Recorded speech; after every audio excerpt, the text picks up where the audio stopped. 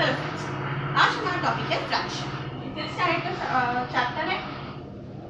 मेरे बहुत सारे स्टूडेंट कहते हैं कि मैम प्लीज़ हमें फ्रैक्शन चैप्टर कराइए, तो उनके लिए मैंने उनकी डिमांड में फ्रैक्शन चैप्टर ले ली। A fraction is a part of the whole. ठीक है, फ्रैक्शन क्या है, डेफिनेशन क्या होती है? A fraction is a part of the whole. ठीक है, किसी पूरे भाग का पार्ट होता है, थोड़ा सा भाग होता है, उसे हम फ्रैक्शन में पार्ट ऑफ द फ्रैक्शन कहते हैं। If a whole is divided into equal parts, if whole is divided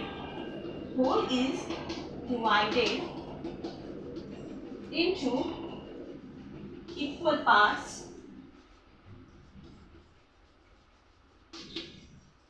each part is called fractions. ठीक है, अगर होल को इक्वल पार्ट में डिवाइड किया जाए तो हर एक पार्ट को फ्रैक्शन कहा जाता है। It is made up of two parts. ठीक है, it is made up of two parts. Suppose example के लिए ले लेती हूँ 2/7। ठीक है, 2 पार्ट में बना होता है, तो ऊपर जो पार्ट होता है the above number is called a numerator. ऊपर वाले नंबर को न्यूमरेटर बोलते हैं and the number which are below the line it is called a denominator. अब हम बात करते हैं टाइप्स ऑफ फ्रैक्शंस की। कितने टाइप के फ्रैक्शंस होते हैं? तो फ्रेंड्स, टाइप्स ऑफ फ्रैक्शंस में आते हैं। अगर हम बात करते हैं टाइप्स ऑफ फ्रैक्शन की, तो पहला आता है improper fraction.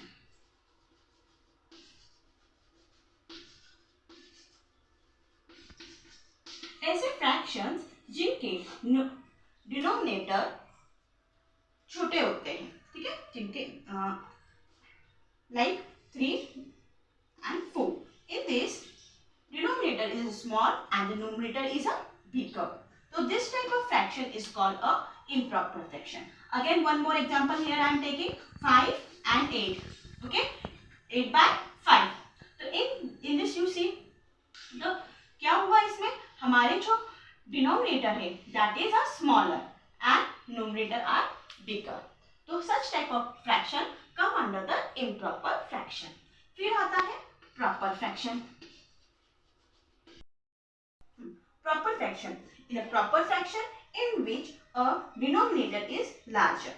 Okay, so 4/1/4. Here 5/2. In this you can see here 2 is the smaller and the denominator is a bigger. ठीक है, just opposite to the improper fraction. ठीक है, तो ये है proper और improper fraction. उसके बाद आता है मिक्स फ्रैक्शन। A number, ठीक है, mix fraction, a mixed fraction can be expressed as an improper fraction. ठीक है, मिक्स फ्रैक्शन को हम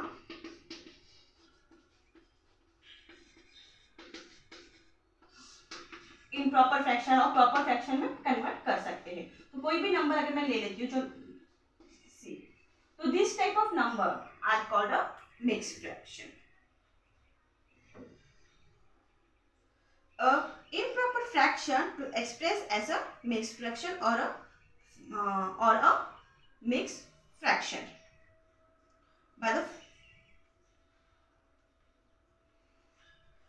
स्टूडेंट। इसके बाद आता है यूनिट फ्रैक्शन। एक और होता है unit fraction. In this numerator always 1। ठीक है, और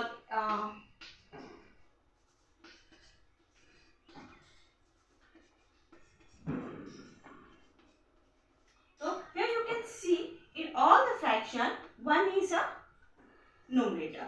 Such type of fraction is called a unit fraction. तो हमने कितने फ्रैक्शन के बारे में हमने यहाँ पे पढ़ा? एक होता है proper fraction, improper fraction, mix fraction और यूनिट फ्रैक्शन। इतने ही आपके 5th स्टैंडर्ड के सिलेबस में इतने ही फ्रैक्शंस के बारे में है। ठीक है,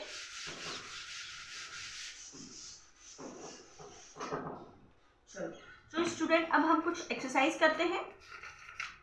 जो स्टार्टिंग में तो आपको बहुत सिंपल होती है, सबसे पहले स्टार्टिंग जो एक्सरसाइज होती है बहुत सिंपल होती है। Right the fraction number and the represent the shaded portion. इस तरह के क्वेश्चन आते हैं कि फ्रैक्शन लिखिए, फ्रैक्शन नंबर लिखिए और सेडेड पोर्शन रिप्रेजेंट कीजिए। तो कोई सर्कल है, आपको कोई सेडेड पोर्शन दे देते हैं, जैसे कि यहाँ पे मैंने 4 भाग में किया है और 2 भाग कैसे क्या सेड है मेरा, तो आपको इसका फ्रैक्शन नंबर लिखना है। तो इसका क्या आएगा 2/4, ओके, और 2/4। इसको इसे लिखते कैसे हैं 2/4, ओके, फ्रैक्शन नंबर।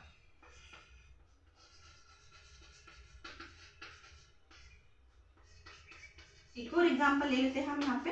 अगर मैंने कुछ यहाँ पे पेंटागन जैसा बनाया है, ठीक है, और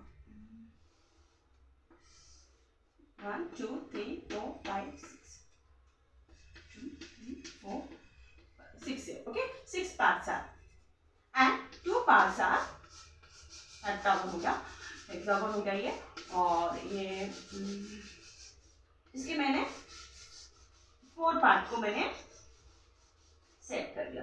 तो हम इसे किस तरह लिखेंगे 6/4/6, ओके स्टूडेंट, 4/6।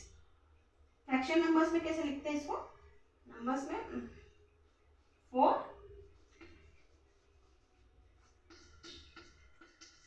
6, इस तरह से आपके नंबर्स होते हैं। फिर आपको आएगा, आपको क्वेश्चन आएंगे कि राइट द 5 इक्विवेलेंट फ्रैक्शन। तो इक्विवेलेंट फ्रैक्शंस क्या होता है, तो हम बात करेंगे इक्विवेलेंट फ्रैक्शंस क्या होते हैं। A number 2 or more fraction, okay, representing a number are same but the amount is a same, okay, the number are different but the amount is same, it's called a equivalent fraction. 2 or more than 2 fraction in which numbers, fraction numbers